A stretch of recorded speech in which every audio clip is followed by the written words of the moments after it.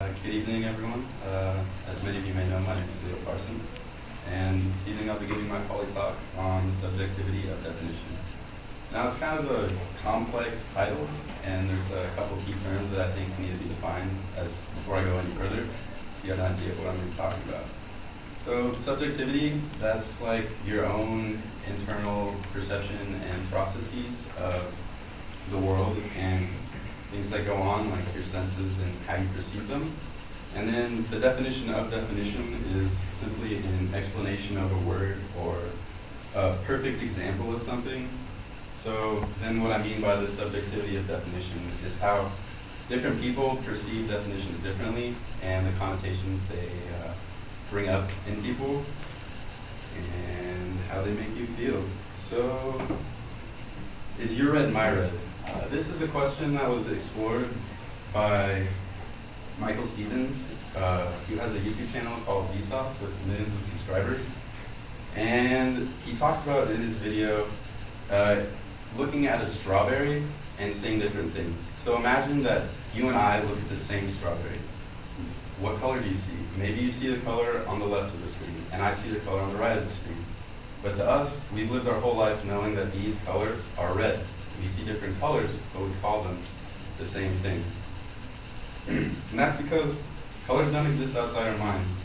Colors are something that we create internally from our eyes and our retinas in our brain. Colors are a perception of wavelengths that exist in the world. Wavelengths are real, and they're something we can measure. So how do you describe a color to someone else? Do you say that yellow, for example, is 6 times 10 to the negative 7 meters, a wavelength of that length? Or do you say it makes you feel happy, it's bright? It's hard to describe colors to someone, especially someone who's blind and has never seen color before. And trying to explain to other people the way colors make you feel or the way anything makes you feel is very difficult to do, and it's a phenomenon that psychologists call qualia. I went on the Stanford Encyclopedia of Psychology to look more into qualia.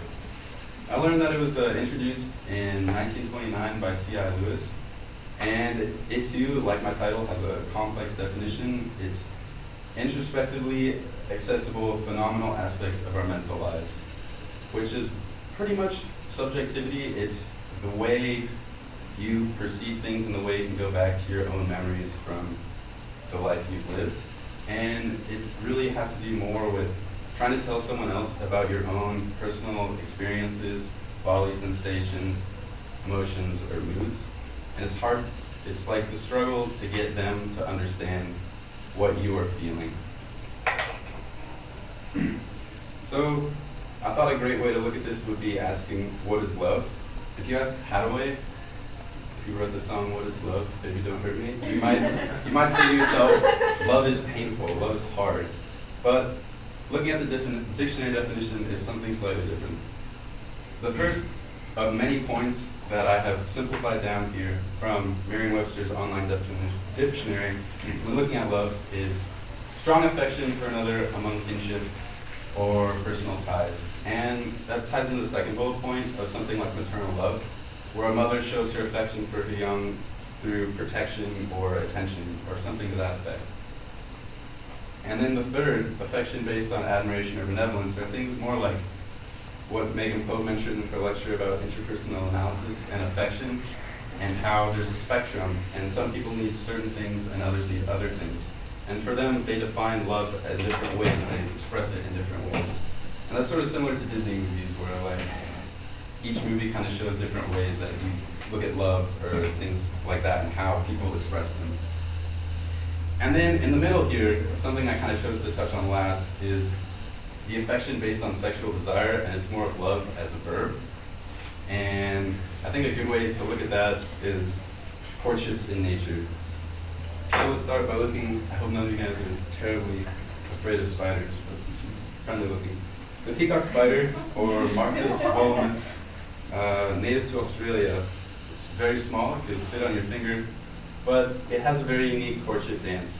Its abdomen is shaped like a peacock, and the males, while attempting to win mates, will display it up in the air and put their third legs up and do a routine similar to like a high school drill routine, if you're familiar, and move their legs about like this. and move around trying to win the affection of their mates. And then, similarly, the birds of paradise, which I learned about from a man named Scholes who works with the Birds of Paradise Project, which works to preserve their habitats in Papua New Guinea and Northern Australia. They too have a unique courtship dance that they practice throughout their whole life, and they repeat the same set of maneuvers over and over again as a way to gain mates.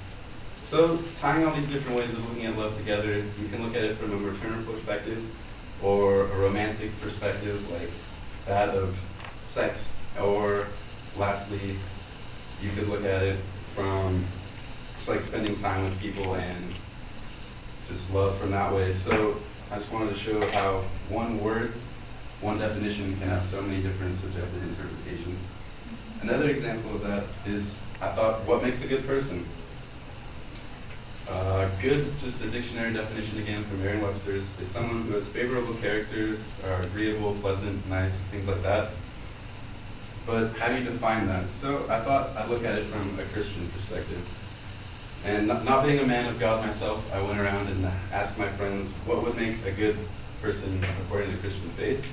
And they told me, just look at the Bible and the things that it says, and that will teach you how to be a good person. So look at the scripture, and notably the 10 commandments in the Bible, things like the 6th commandment, thou shalt not kill, the 7th commandment, commit adultery, the 9th, bear false witness against the neighbor. So just be honest and be true and polite to people, and you'll have good morals, and in turn these morals will make you a good person. But this killing could lead to people perceiving other things as bad people, like warrior culture. Now, our perception of a warrior is a person who fights in battles and kills people. But that's really not what a warrior is to warrior cultures, such as the Native Americans. Warrior culture and a warrior to Native Americans like the Mohawk, their word that we would describe as a warrior is someone who, literally translating it, means bearer of peace. So they have, warriors to them have this power to bring peace, and they're very spiritual people, and they try to live by similar ideas to Christian faith of being a good person and being connected to their world and living in harmony. So again, we see how a definition, warrior, and a good person, they don't line up depending on your subjective opinion of them, and how those lead to miscommunications. And then lastly, I'd like to talk about laws. Laws are like purposely meant to be subjective so that you can have different interpretations. And I thought I'd talk about the Commerce Clause in Article 1, Section 8, Clause 3 of the United States Constitution. This clause, I'm sure many of you have seen before from government classes or history classes. But basically it states that Congress has the power to regulate commerce with foreign nations and among the several states. Now this might not sound like much, but this interpretation of this definition of Congress's power, this clause, has allowed them to do some pretty strange things, at least when I first learned it. I thought it was strange in my AP US government class. They're allowed to create things like the Federal Communications Commission, which can regulate all like national broadcasts, because these broadcasts cross state lines and are therefore interstate commerce, and then allow the US government to regulate them. And this causes all sorts of problems with people trying to put things up on airways that aren't allowed to from other laws, and this brings in courts who are ultimately people who rule, make decisions on definitions that exist and preceding definitions that they made. So once again, we see that definitions are just more of a template for subjective viewing, and they can mean different things in different situations. So in conclusion, like I said, definitions are more of a template for your own subjective interpretation. They can, how good or bad, right or wrong, is largely subjective. Like I showed you the electromagnetic spectrum. There's a spectrum for all things of where you can fall, and a definition is just a small chunk, and how close you fall within that chunk is, as I've said many times, very subjective. And lastly, I'd like to say to just keep an open mind. You're ready.